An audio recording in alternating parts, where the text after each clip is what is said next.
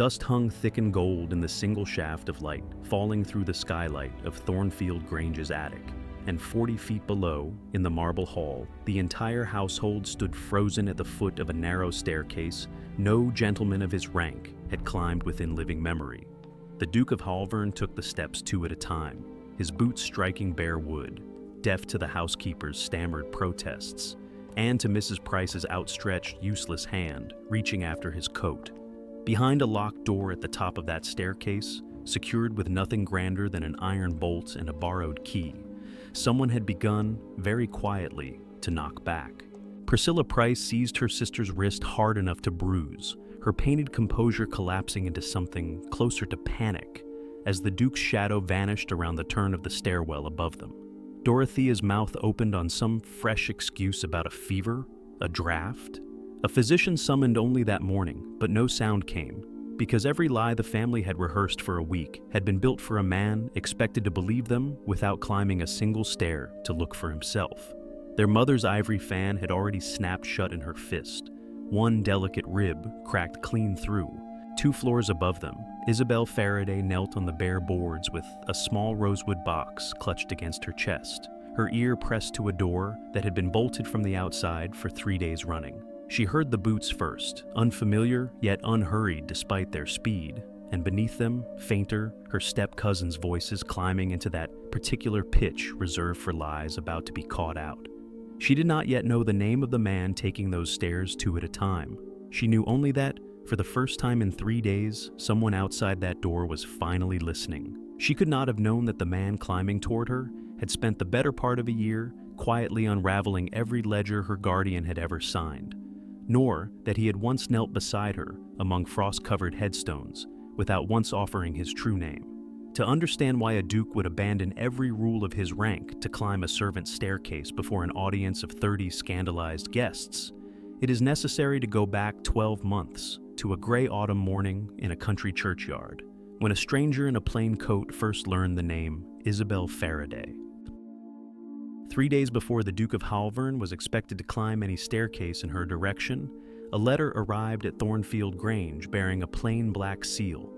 and it was Josiah Price who broke it open at the breakfast table with the same brisk indifference he applied to every piece of correspondence concerning his ward, expecting nothing more than the usual notice that the young Duke's London solicitor would call in October to review the trust accounts, as he had every autumn for the better part of a decade. What he read instead drained the color from his face by the second line. The Duke of Halvern, the letter informed him, in a hand too confident to be mistaken for a clerk's, intended this year to conduct the annual review of the Faraday marriage settlement in person, having lately taken, in his own words, a closer interest in the affairs his late father had left unattended for too long. Price set the letter down beside his cooling tea with hands that were not quite steady, and across the table his wife noted the change in him at once, the particular stillness of a man doing arithmetic he did not care to finish aloud. Isabel's father, dying 9 years earlier of a fever that took him inside a fortnight, had left a will admired throughout the county for its careful provision, naming Josiah Price, guardian of his only daughter, and naming the Duke of Halvern, the elder, co-trustee of her mother's marriage settlement, a sum sufficient to make her, at 5 and 20, or upon a suitable marriage approved by that trustee, entirely and comfortably independent of any man's charity. The old Duke had signed the annual accounts without reading them for the better part of 10 years, and his son, inheriting both the title and the obligation at 2 and 20, with 100 other estates demanding his attention, had continued the habit through inattention rather than intention, sending his solicitor each October to collect a tidy stack of figures that Price had over time learned to arrange precisely as he pleased. Priscilla and Dorothea's wardrobes, their 2 seasons in Bath, the new carriage standing now in the coach house, had none of them been paid for from funds that belonged, strictly and legally, to Isabel, and every guinea of it had been drawn, in small and carefully disguised increments, from the interest accruing on her inheritance. "He means to look at the books himself," Price said finally, folding the letter into a square small enough to disappear inside his fist, and Mrs. Price's teacup rattled once, sharply against its saucer, before she set it down and asked, in a voice gone thin with calculation, precisely how many days remained before his Grace's arrival. That evening, in the locked privacy of his study, Josiah Price laid out for his wife and daughters the difficulty in its plainest terms. The ledgers themselves might be managed, given 3 days and a competent hand with a pen, entries reclassified, receipts invented, a story constructed sturdy enough to survive a single afternoon's inspection by a man with no reason yet to distrust it. The greater danger, he said, was Isabel herself, because a duke conducting his own review, having troubled himself to travel 200 miles rather than send a clerk, was a duke inclined to ask questions of more than paper. And any half hour spent in conversation with a girl, kept deliberately friendless and unpresented for 9 years, risked revealing far more than any column of figures ever could. Mrs. Price, who had managed exactly this difficulty before, on smaller scales, whenever a neighbor's overly curious visit threatened to expose how little of the household's comfort Isabel herself enjoyed, suggested what she always suggested, in the same brisk tone she might have used to order a change of menu.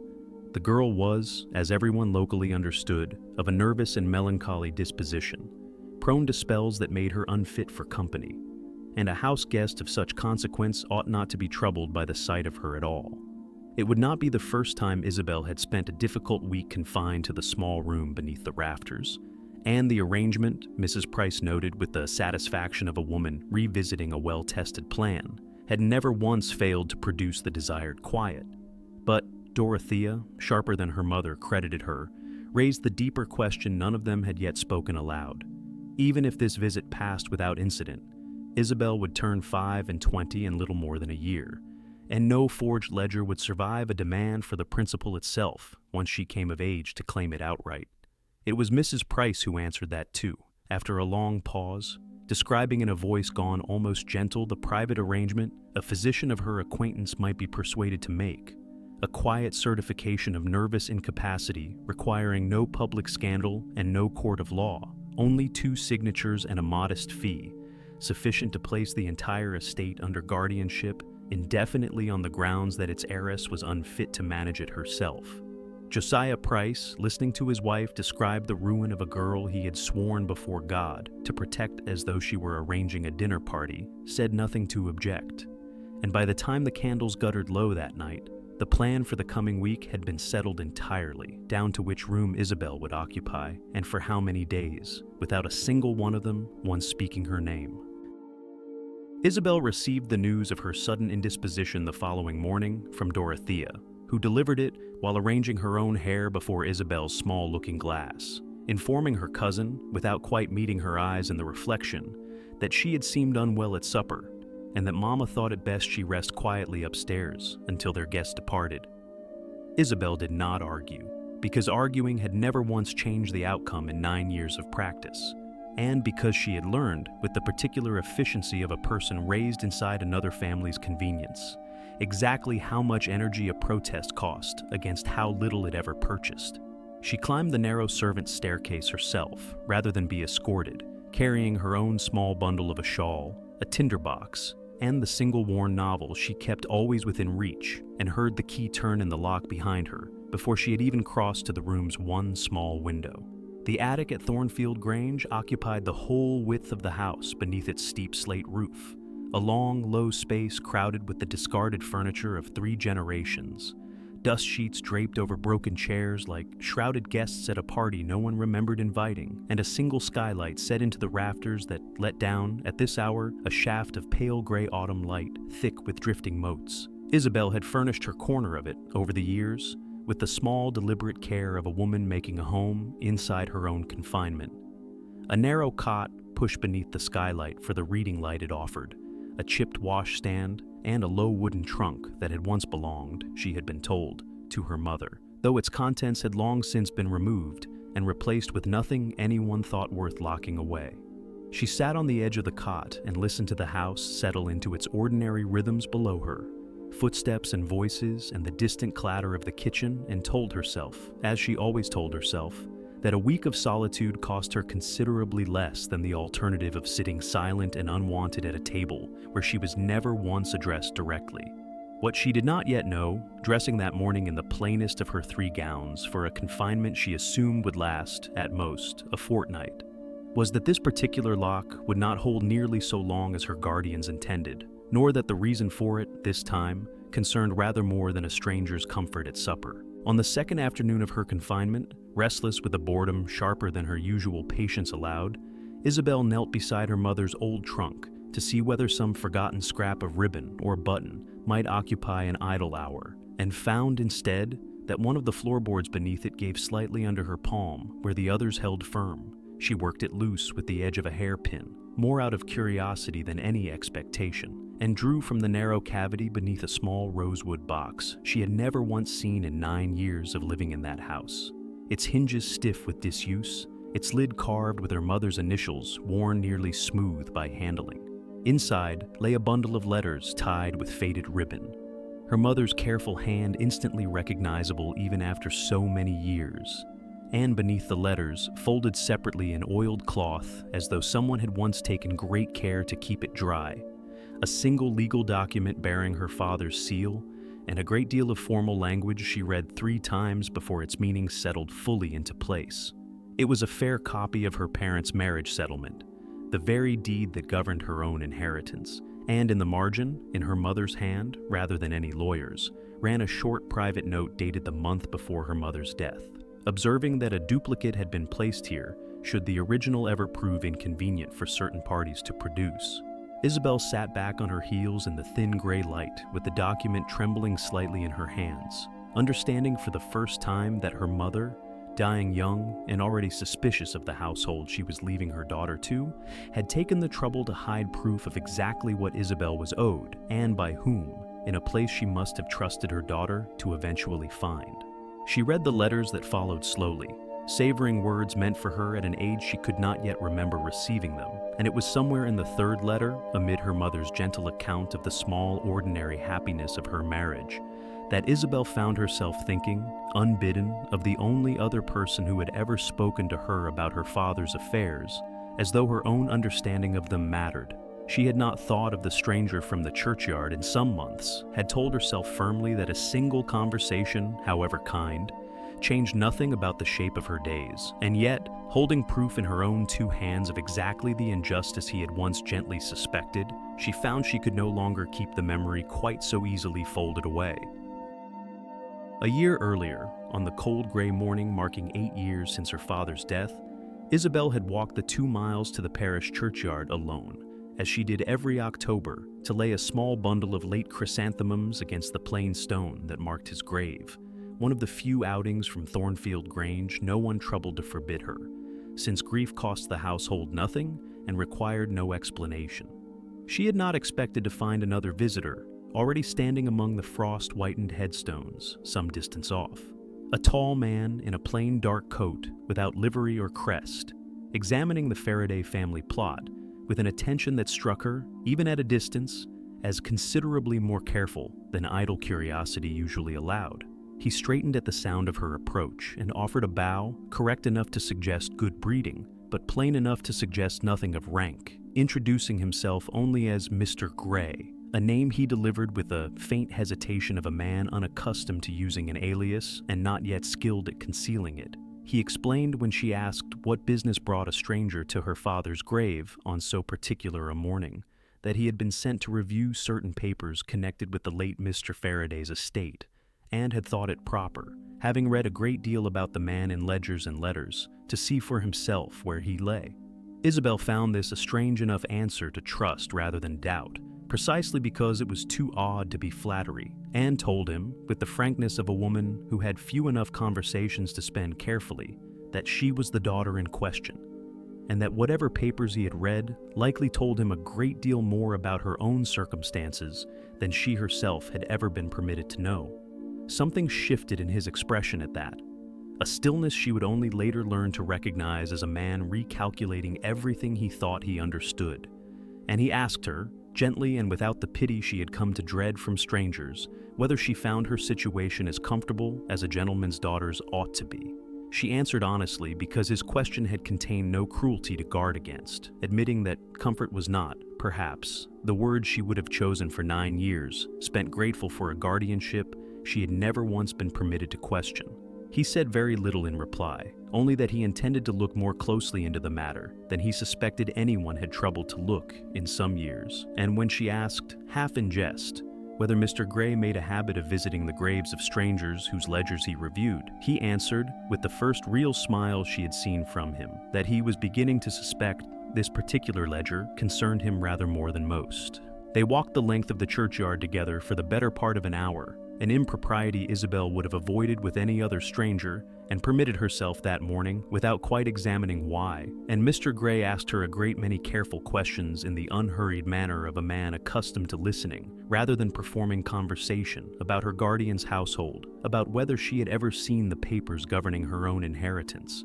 about whether any solicitor had called in recent years to explain her situation to her directly rather than to Mr. Price alone. She answered as honestly as she knew how, admitting she had never once been shown so much as a copy of her father's will, that her guardian managed all such matters entirely without her, and that she had long ago stopped expecting any different, since a girl raised on another family's charity learned early which questions were considered impertinent to ask twice. He grew quieter with each answer, his jaw tightening in a way she noticed without yet understanding, and when at last the church bell sounded the hour and she rose reluctantly to begin the long walk back, he took her gloved hand briefly in parting, not with the practiced gallantry of a man performing courtesy, but with the careful attention of one committing something to memory. "I cannot promise you an answer soon," he said, "only that I intend to find one, and that when I do, I will find a way to bring it to you myself, whatever inconvenience that causes anyone who would rather I did not." She asked, laughing a little to cover the sudden unfamiliar warmth his words had produced in her chest. How a stranger with no direction to write and no name beyond Mr. Gray intended to accomplish any such thing, and he answered only that he had found, in his experience, that a man with sufficient patience and sufficient reason rarely failed to find the door he was looking for, however carefully it had been kept locked. She watched him walk away down the frosted lane until the shape of him vanished around the bend, and told herself firmly that she had imagined more warmth in a stranger's parting words than any single conversation reasonably contained, a lie she would spend the better part of a year almost successfully believing.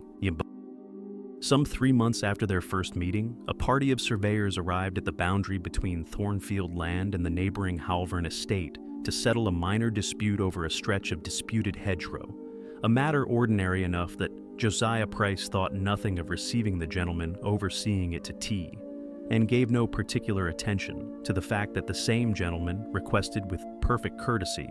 a half-hour's walk about the grounds to inspect the boundary himself before the light failed. Isabel, sent to fetch a forgotten shawl from the garden wall at precisely the hour he happened to be walking that same stretch of hedgerow, found Mr. Gray waiting with the unhurried patience of a man who had arranged the whole encounter rather more deliberately than any surveyor's business required, and felt her pulse quicken in a way she chose, that afternoon, not to examine too closely. He told her, keeping his voice low and his eyes on the hedgerow rather than on her, that he had spent the intervening months obtaining copies of certain bank drafts connected to her father's estate, cross-referencing them against the annual accounts her guardian submitted each autumn, and that the sums, examined properly for the first time in nearly a decade, did not balance in any direction that favored honesty. He would not yet name a figure nor accuse anyone outright, cautious in the particular way of a man who had learned that accusations made too soon gave the guilty time to cover their tracks more thoroughly. But he told her plainly enough that whatever comfort her guardian's household enjoyed had likely been purchased, at least in part, at the expense of comforts that ought rightfully to have been her own. Isabel listened with a steadiness that seemed to surprise him, admitting only that the discovery answered a question she had long stopped allowing herself to ask. And when he studied her face for some sign of the anger such news usually produced, he found instead something closer to weary relief. The particular calm of a person finally hearing confirmed what her own instincts had insisted upon for years. He spoke, too, of his own father, dead 18 months now, and of the strange weight of inheriting obligations a man had never personally chosen. Duties owed to strangers his father had promised to protect, and then, through sheer inattention, had very nearly failed. "I do not intend to fail them as he did," he told her, with a quiet intensity that made the words feel less like a promise to a stranger than a vow spoken to himself, and asked her, before the light failed entirely and he was obliged to return to his surveyors, to tell no one of this conversation, least of all her guardian, until he had gathered proof sufficient to act upon. He did not manage another private word with her that day, called back too soon by Price's insistence on discussing the hedgerow dispute over a second pot of tea neither man particularly wanted. But as he took his leave that evening, bowing over her hand with the same formal correctness he had shown at their first meeting, he pressed her fingers briefly, deliberately, in a manner no ordinary surveyor would have risked, before an audience of her guardian's entire household gathered on the front steps to see their distinguished visitor away. "You are not as unwatched as you believe," he murmured, low enough that only she could hear it, and was gone before she could ask precisely what he meant, his carriage rolling away down the gravel drive into the gathering dusk, while Priscilla, beside her, remarked loudly to no one in particular what a curiously attentive gentleman that surveyor had seemed for a man concerned only with hedgerows. Isabel carried the memory of those 5 words through the following months, the way she had once carried her mother's rosewood box, a small private warmth kept carefully out of sight of a household that had never once shown any interest in what warmed her, and told herself, whenever doubt crept in during the longer stretches of silence that followed, that a man who troubled himself to arrange a surveyor's visit around a single half-hour's conversation was not a man in the habit of forgetting his promises easily. No letter came, because a letter addressed to her would have been opened first by someone else in that house, and read for its contents rather than delivered, and she understood this well enough not to expect one. Content instead, to trust an assurance given quietly beneath frosted hedgerows, by a man who had, thus far, kept every word he had spoken to her exactly as given. It was this same quiet trust, unshaken through a year of silence, broken only by rumor of the old trustee's habits changing in London, that she carried with her now, kneeling on the bare boards of her mother's old attic room, with a rosewood box open in her lap, and proof of her own inheritance trembling in her hands, wondering whether the stranger who had once promised to find a locked door worth opening had any notion at all of exactly how literally that promise was about to be tested. The physician arrived the following afternoon in a hired gig, a Dr. Selwyn known to Mrs. Price through a cousin's recommendation, and a discreet understanding regarding his fee, and was shown directly into the drawing room rather than anywhere near the attic stairs, where Mrs. Price described, at some length and with practiced sorrow, a niece of nervous and melancholy temperament, given to fits of weeping and long silences, who had grown steadily more withdrawn since her father's death, and now required, for her own protection, a degree of supervision the family could no longer manage informally.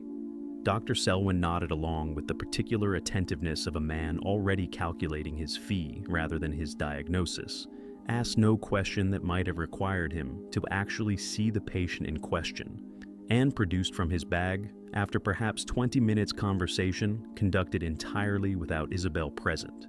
a certificate of nervous incapacity requiring only Josiah Price's countersignature to formalize an arrangement that would place the entirety of the Faraday estate under his guardianship's continued authority, regardless of any birthday or marriage the girl in question might otherwise claim as her release. It was, Mrs. Price explained afterward to her husband over a private glass of sherry, a document best held in reserve rather than filed immediately.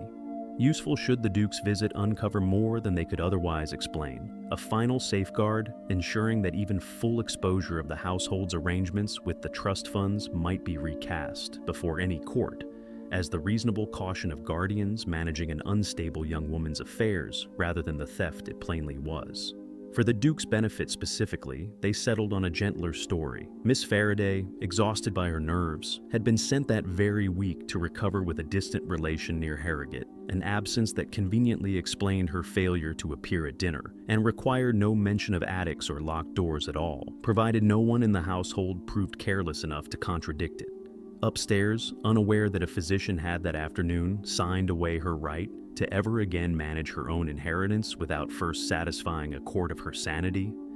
Isabel sat by the last of the gray daylight, reading her mother's letters for the 3rd time, comforted by words 9 years old, and entirely ignorant of how urgently, in that same house, her freedom was being quietly negotiated away beneath her. It was the housemaid Peggy, 16 years old and kinder to Isabel than her wages required, who brought up the evening's meager supper on a tray and lingered a moment longer than Mrs. Price would have approved, long enough to whisper that a grand carriage bearing a ducal crest was expected at Thornfield Grange within 2 days' time,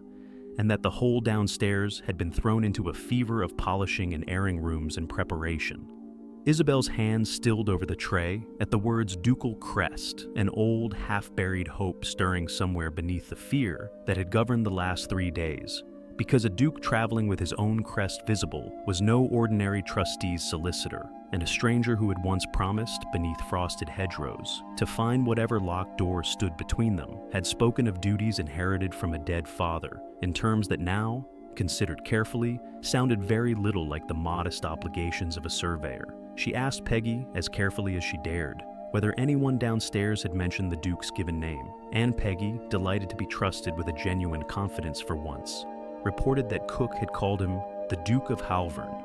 a name that meant nothing to Isabel directly, but settled nonetheless into her chest with the weight of a door swinging open on a hinge she had not known was there. She tore a corner from the last blank page of her worn novel that night and wrote upon it, by the thin light of a single candle stub, 6 lines addressed to no name in particular, only to a man who had once said he intended to find her, informing him plainly that she was confined to the attic under a false report of illness, that a physician had that day certified her unfit to manage her own affairs at her guardian's arrangement, and that whatever proof he required of the family's mismanagement of her inheritance, she herself now held a duplicate of the very settlement papers he had once suspected did not exist. She folded the note as small as her trembling fingers allowed and pressed it, along with the last of the few coins sewn into her hem for exactly such an emergency, into Peggy's palm the following morning, asking only that it reach whichever of the Duke's own people arrived first, however that might be managed, and watch the girl's face settle into the particular determined stillness of someone deciding, for the first time in her young life, that a small risk taken for a kind mistress mattered rather more than a safe position kept. Though Peggy found her opportunity 2 mornings later, when the Duke's own advance groom, a broad, quiet man named Rafferty, sent ahead to see the stables readied for his master's horses, stopped at the kitchen door for a cup of small beer before continuing his work, and she seized the moment with a boldness that surprised even herself, slipping the folded scrap of paper into his palm along with the promised coins, while pretending to adjust the strap of his saddlebag. Rafferty, unaccustomed to secret correspondence and plainly uncertain what to make of a kitchen maid's urgent whisper that the note must reach his grace personally and no one else in the household, pocketed it nonetheless with the particular loyalty of a man who had served the young Duke long enough to trust that anything worth this much fear from a servant was worth carrying carefully. Dorothea, crossing the stable yard at precisely the wrong moment on some errand of her own, caught sight of Peggy standing rather too close to a strange groom, and called out sharply enough that Peggy startled and very nearly dropped the empty tankard she carried as cover. But Rafferty had already turned away toward the horses, the note safely folded inside his glove, and Dorothea's suspicion settled, in the end, on nothing more damning than a housemaid flirting above her station, a scolding delivered and forgotten within the hour. Peggy climbed back to the attic that evening, white-faced with the aftermath of her own courage, and confessed to Isabel, in a whisper barely above breath, that she could not be certain the note had reached anyone at all, only that it had left her own hands and passed into a stranger's, which was, she supposed, the very most either of them could have hoped to manage from behind a locked door. Isabel thanked her with a fierceness that startled them both, gripping the younger girl's hands in the thin candlelight, and spent the following 2 days in a state of suspended waiting. She had not experienced since childhood, listening for every unfamiliar sound in the house below, uncertain whether she had just risked the only kindness shown her in 9 years, on a message that might never reach the one person capable of understanding it, or whether somewhere beyond that locked door, a Duke who once promised to find her was already closer than any of them yet knew. Rafferty delivered the note to his master the following morning, some 2 hours before the ducal carriage itself was due at Thornfield Grange, finding the Duke of Halvern already dressed and reviewing papers in the modest inn where the party had broken their journey for the night, and reporting the strange manner of its delivery with the plain, unembellished honesty of a man who trusted his employer to make sense of what he himself could not. Gideon Halvern read the 6 trembling lines twice before setting the paper down, his expression settling into the particular stillness Rafferty had learned over several years of service to recognize as considerably more dangerous than any visible temper, because a temper burned itself out, while this cold, deliberate quiet only sharpened with time. He had spent the better part of a year gathering proof of exactly the mismanagement the note now confirmed from an unexpected quarter, had assembled bank drafts and correspondence, and a growing certainty that Josiah Price had treated his ward's inheritance as a private allowance for nearly a decade. But he had not, until this moment, known that the woman he had thought of daily since a frosted churchyard morning was, at this very hour, locked behind a door under a false certificate of madness manufactured specifically to survive his own visit. He folded the note carefully into his breast pocket, beside papers he had carried for months precisely for this purpose, and gave Rafferty new instructions in a voice gone flat and quiet with the effort of controlling something considerably larger than mere anger. They would proceed to Thornfield Grange exactly as scheduled, and His Grace would conduct himself, upon arrival, as though he suspected nothing whatsoever of what awaited him inside those walls, until the precise moment he judged it most useful to suspect everything at once. The Duke of Halvern arrived at Thornfield Grange precisely at the appointed hour, his carriage rolling up the long gravel drive between rows of dripping elms, still shedding the last of an early autumn rain against the tall windows of the house, and was received on the front steps by the entire Price family, arranged with the studied warmth of people who had rehearsed their welcome a dozen times that morning alone. Josiah Price delivered the story of his niece's nervous exhaustion and her timely departure for Harrogate within the first 5 minutes of conversation, offering it with an ease that might have satisfied a less determined visitor, and the Duke received it with a courteous, unreadable nod that gave away nothing whatsoever of the folded note resting against his chest, requesting only, once the customary pleasantries had been exhausted, that they proceed directly to the study to review the trust accounts before the light failed, since he had, he explained, a great many miles yet to travel before nightfall, and preferred not to keep his horses standing unnecessarily.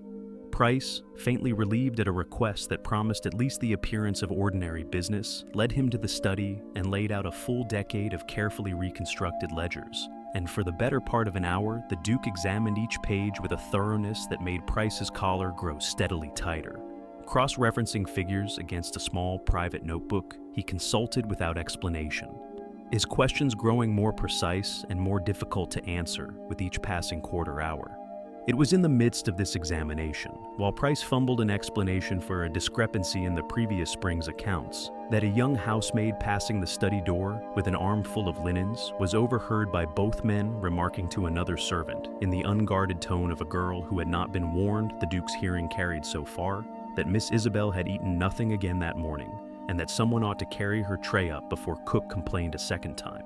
Price's explanation died mid-sentence. The Duke did not look up from the ledger in his hands, though something in the set of his shoulders changed entirely, and when he finally spoke again, his voice had lost every trace of the courteous patience it had carried through the previous hour. "You informed me, Mr. Price, not 1 hour ago, that your niece departed for Harrogate some 3 days since," he said, closing the ledger with a quiet precision considerably more alarming than any raised voice could have managed. "I confess myself curious to know precisely who has been carrying trays to an empty room." Price attempted, in the space of perhaps 3 seconds, to construct a second explanation atop the ruins of his first. Something about a delayed departure, a change of plans owing to weather, but the Duke was already rising from his chair, and the particular quality of his silence as he crossed the study floor carried more authority than any accusation he might have shouted. Mrs. Price appeared in the doorway at the sound of raised chairs, drawn by some instinct for danger honed over years of managing smaller crises, and attempted her own version of the story, invoking the girl's nerves, her fragile constitution, the family's tender concern for her welfare, each word landing on a man no longer inclined to believe a single syllable offered by anyone in that household. "Where," the Duke said, and the single word carried through the study door into the hall beyond, drawing servants from 3 separate rooms to witness what was already becoming, by the swiftness of its spreading, the most interesting event Thornfield Grange had produced in a decade, "is the staircase to your attic." No one answered immediately, and in that silence he simply walked past them, following the same instinct that had once led him to a churchyard on a stranger's account. Past the startled housekeeper, who moved half a step to block him and then thought better of it entirely, toward the narrow door at the rear of the house that every servant present knew led eventually to a locked room beneath the rafters. Mrs. Price's hand came up, reaching after his coat with a gesture that achieved nothing but the visible trembling of her own fingers, and behind her, Priscilla gripped Dorothea's wrist hard enough to leave a mark, both of them watching their carefully rehearsed weak collapse in the space of perhaps 40 seconds, while the Duke of Halvern set his boot upon the first bare wooden step of a staircase he had never in his life imagined himself climbing, and began, without another word to anyone below him, to climb it.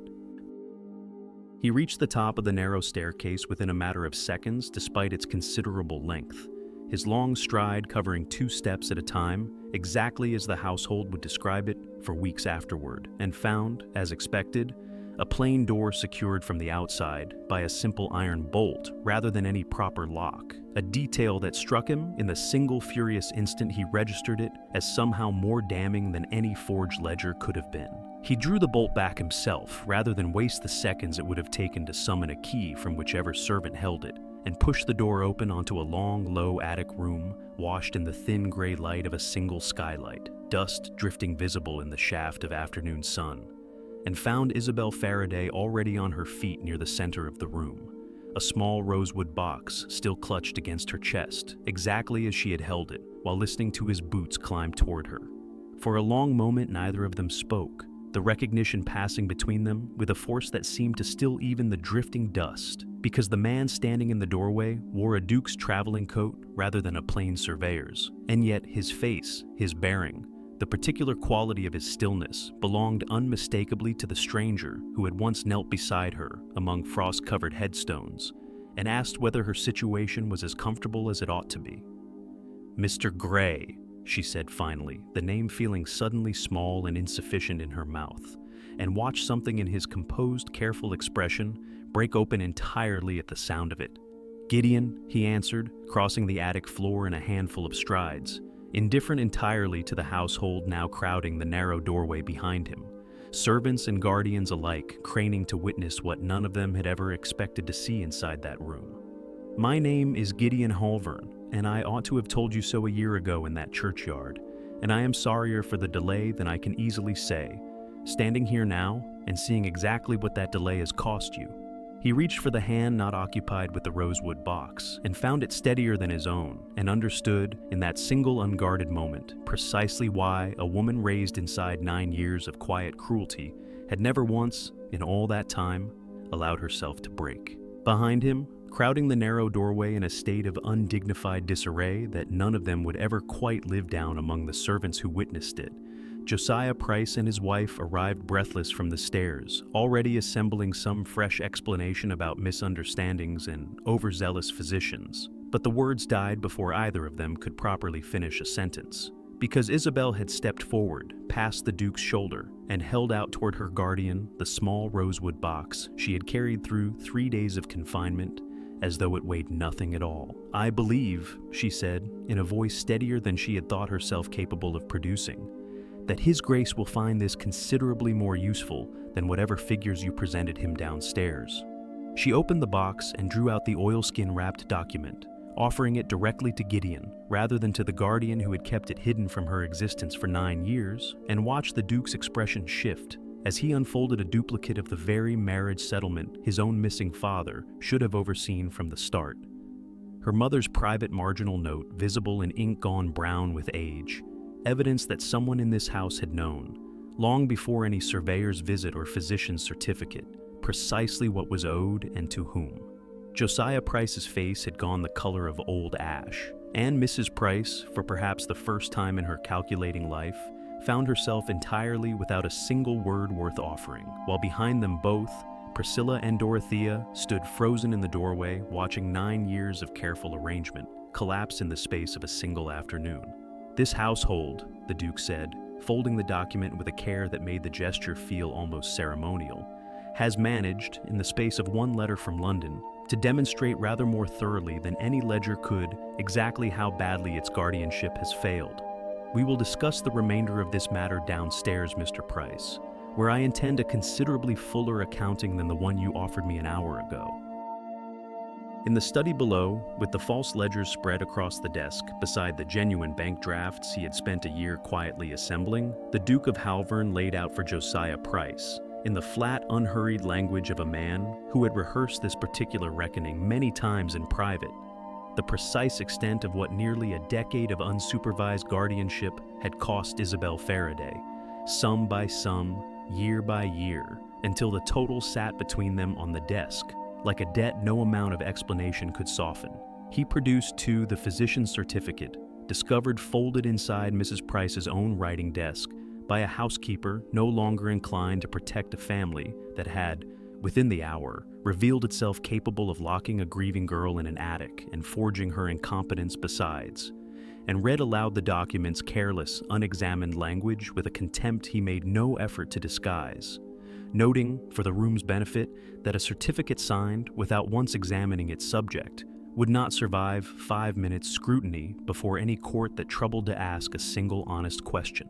As co-trustee named explicitly in Edmund Faraday's will, a role his own father had held before him and had, through inattention rather than malice, allowed to lapse into exactly this abuse, Gideon informed Price that he intended to exercise the authority that document had always granted him, removing Price from his guardianship with immediate effect on grounds of proven mismanagement and attempted fraud, and appointing in his place, and with Isabel's own consent freely given, a solicitor of unimpeachable reputation to oversee the estate's affairs until she came fully of age. The funds diverted over 9 years would be repaid in full from the Price family's own remaining resources, he informed them, a demand that would very likely require the sale of the new carriage standing even now in the coach house and considerably curtail whatever season either daughter had planned to enjoy that year, and any attempt to contest the arrangement before Chancery would be met. He assured Price with a quiet finality that admitted no argument with the full weight of evidence he had spent a year assembling for precisely this purpose. Isabel stood near the window through the whole of this accounting, her mother's letters still pressed against her side, watching a household that had spent 9 years teaching her the exact dimensions of her own smallness, finally, entirely run out of places left to hide, and found the satisfaction of it considerably quieter and considerably deeper than any anger she might once have imagined feeling in this moment. Later that same evening, once the worst of the household's reckoning had settled into the colder business of solicitors' letters and inventories, Gideon found Isabel alone in the small walled garden behind the house, where the last of the day's rain had cleared to reveal a scattering of early stars above the dark hedges, and stood beside her a long moment before either of them spoke, as though the events of the afternoon required some private quiet before either could trust their own voice to say something worth saying. "You never once treated me as a ledger entry," he said finally, watching her in the thin evening light with an intensity that made her suddenly, acutely aware of how close he stood. "Not in the churchyard, not beneath the hedgerow, and not even now, holding proof in your own hands of exactly how carelessly my own family's negligence allowed yours to be robbed." She considered this for a moment, turning the rosewood box over once in her hands before answering, and told him, honestly, that she had learned very early in life not to measure a person's worth by title or fortune, since neither had ever once been offered to her directly, and that what she had trusted from the very first frosted morning in that churchyard was simply a man who asked careful questions and kept quiet promises, regardless of what name he eventually chose to attach to them. He reached for her hand then, the one not occupied with her mother's box, and told her that whatever remained to be settled regarding trusts and guardianships and repayments would be settled properly, through solicitors and courts and every legal safeguard his own father's negligence had taught him to value, but that the matter he cared rather more urgently to settle tonight concerned only the two of them, and whether the woman who had once nursed a stranger's dignity back to health with nothing more than an honest conversation among headstones would consider standing beside him as his wife for considerably longer than any single ledger could measure. Isabel did not answer immediately, watching the last clouds clear fully from the sky above the garden wall, but she did not release his hand either, and when she finally spoke, it was to ask, with the faint, unfamiliar lightness of a woman, permitting herself hope for the first time in 9 years, whether a duke who had once climbed a servant's staircase without pausing to consider his own dignity might now consider kneeling in a garden instead. 6 months later, in a solicitor's office on a quiet London street lined with sealed correspondence and neatly stacked deed boxes, Isabel signed her own name to the final settlement of her father's trust. For the first time in her life, without another person's hand guiding the transaction, watching the solicitor, Gideon had appointed press his own seal into warm wax beside her signature, with a formality that felt, after 9 years of managed silence, almost impossibly ordinary. Josiah Price and his family had removed themselves to a considerably smaller house some 40 miles distant. Their debts to the estate repaid in full through the sale of the carriage, the London townhouse lease, and rather more of Mrs. Price's jewelry than either daughter had been informed of in advance. And Isabel, when Gideon asked whether she wished any further consequence pursued against them, found she wanted nothing further at all, satisfied entirely by the plain fact that they could no longer touch a single guinea that belonged to her. Dr. Selwyn's certificate, examined properly at last by men whose profession required rather more rigor than a modest fee, was struck from consideration within the first week of the new arrangement, and Isabel kept the document afterward not from any lingering fear of it, but from the same private instinct that had once made her mother hide a settlement paper beneath an attic floorboard, a small reminder, folded now among her own private papers, of exactly how narrowly her own future had once been stolen from her by people who had never once troubled to look at her directly. The solicitor's clerk carried the final signed papers away to be filed among the estate's permanent records, and Gideon, waiting near the office door with the particular patience he had shown her since a frosted churchyard morning more than a year before, offered his arm as they stepped out into the ordinary bustle of a London afternoon. Two people whose entire acquaintance had begun among headstones and been sealed in the end. Inside an attic no one had ever expected a duke to climb toward. At Halvern House that same evening, Isabel set her mother's rosewood box down upon the writing desk in her own private sitting room, a room entirely her own for the first time in her adult life, furnished exactly as she pleased and locked when she chose to lock it at all, only from the inside. The box no longer held its original secret. The marriage settlement long since surrendered to the solicitors who required it, but she kept her mother's letters inside it still, reading them now and then by the generous afternoon light of windows considerably larger and considerably less dusty than any skylight she had known before, and it added to the collection over the intervening months a single pressed violet from the garden wall where Gideon had first knelt to ask his unfinished question, and the torn scrap of her own desperate note returned to her by a groom named Rafferty who had kept it, unopened by anyone but its intended reader, as a small private memento of the strangest errand he had ever run for his master.